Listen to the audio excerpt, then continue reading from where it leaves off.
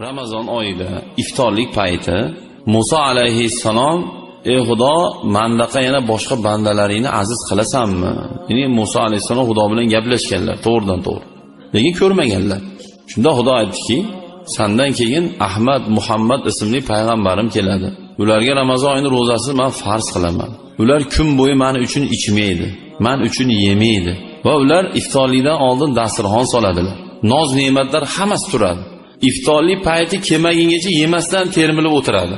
O'sha daqiqalarda men hozir oramizda 70 ming parda bor, ikkovimiz oramizda. O'shalarni iftorlik paytida o'sha hamma pardani ochib yuboraman degan ekan Xudo. Shunda Musa alayhissalom: "Ey Xudo, meni payg'ambar qilguncha Muhammadni ummati qilganingda ham rozi edim" degan ekan. U imkoniyat bir oy bo'ladi xolos aslida. Ramazon oyida bo'ladi xolos. Ana endi o'sha davrda biz laqillab gaplashib o'tirsak, siz oshnalar iftorlik qilasizlar, qilamiz. Borib olib iftorlik paytgacha har xil gap so'z, palon po'kin, uyda ham qatta bo'lsa ham yo'q. Bu Ramazon oyidagi eng katta imkoniyatdan unumli foydalanmaslik bu. Bu zarar bu. Shuning uchun o'sha paytda borib uydalarga yetkazaylik shuni. Iftorlik paytida duolar shak shubhasiz ijobat bo'ladigan payt. Xudo hattoki "Men odamni yarataman" deganda farishtalar: "Ey Xudo, bular senga bo'ysunmaydi, qon to'kadi, urush janjal qiladi, nima qilasan biz turganda bularni yaratib" degan farishtalar. Xudo iftorlik paytda bizni deb faxrlanar ekan Xudo. Farishtalar qara hamminglar ekan. Ramazon oyida iftorlik paytda ko'rding, nimani ko'rding? Dasturxon solinib yemay o'tirishdi. Nimaga yemayapti? Sen yema degding, yemayapti. Senlar nima degding? Itoat qilmaydi degdingmi? Ha. Guvoh bo'l hamminglar ekan. Trillion farishtaga. Hamming guvoh bo'l. Shularda birortasi gunoh qolmadidir ekan. Ana endi o'sha paytda biz butun yurak, qalb, butun vujudimiz bilan dasturxonni solib qo'yib haqiqatda yemayapmiz. Nimaga yemayapmiz? Xudo yema degani uchun yemayapmiz. Shuning uchun Ramazon oyining ro'zasini tutgan odamning jasadi do'zaxga kirmaydi inshaalloh. Nimaga desa, chunki bekinib suv ichib olsak bo'larmidi? Bo'lardi. Uyimiz bor, ofisimiz bor, podval bor, mashinaning ichi bor. Yo ochishasiga nagli ichib yursak bo'larmidi?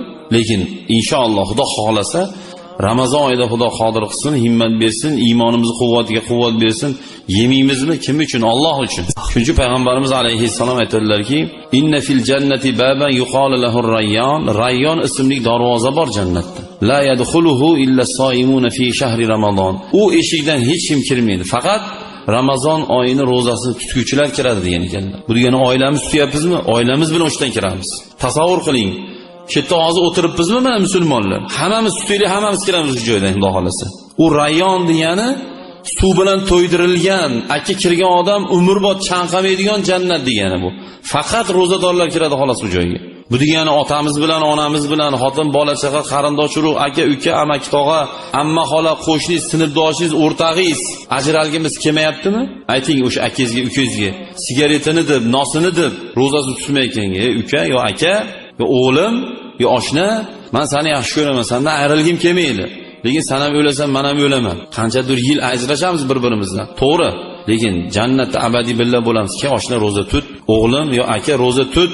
Ke o'sha jannatda ham birga bo'laylik." Qatdan bilasan? Payg'ambarimiz aytdilar buni. "As-sawmu li va ana ajzi bihi" deb Xudo aytdi buni. Ro'za meni uchun bo'ladi. Uni mukofotini o'zimdan oladi dedi. Shu hadisni hujjat qilib turib, ro'zani tutgan odam, Ramazon oyining ro'zasini tutgan odam albatta Xudosini ko'radi deydi. Nimaga desa, va ana ajzi bihi deydi. Uni mukofotini Azroil ham, Jabroil ham, Mikoil ham hech kim bilmaydi ro'zaning mukofotini. Faqat Alloh o'zi biladi. Meni huzurimda Ramazon oyining ro'zasini tutuvchilarga surpriz bor degan Xudo. Mana surpriz uni faqat Alloh o'zi biladi. Lekin ba'zi birlar ajrlar aytilgan-ki, Ramazon oyining ro'zasiga odamlarning qiziqishi bo'lsin uchun ba'zi bir masalalar aytilgan. Masalan, ro'zadorga mana hali aytdik, qalqon bo'ladi ro'zasi. Xudo undan rozi bo'ladi.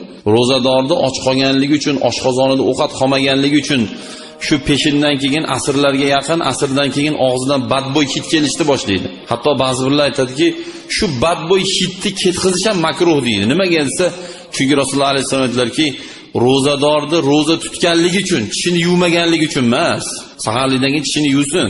Och qolganligi uchun, ro'za tutganligi uchun og'zidan kelgan hid Xudoning nazdida mushka ambardan ko'ra afzalroqdir degan ekanlar. Shuning uchun azizlar, bu oyni g'animat bilib, tushuntirib o'rtoqlarimizga, do'stlarimizga shunday qilsa inshaalloh maqsadga muvofiq chiroyli bo'ladi.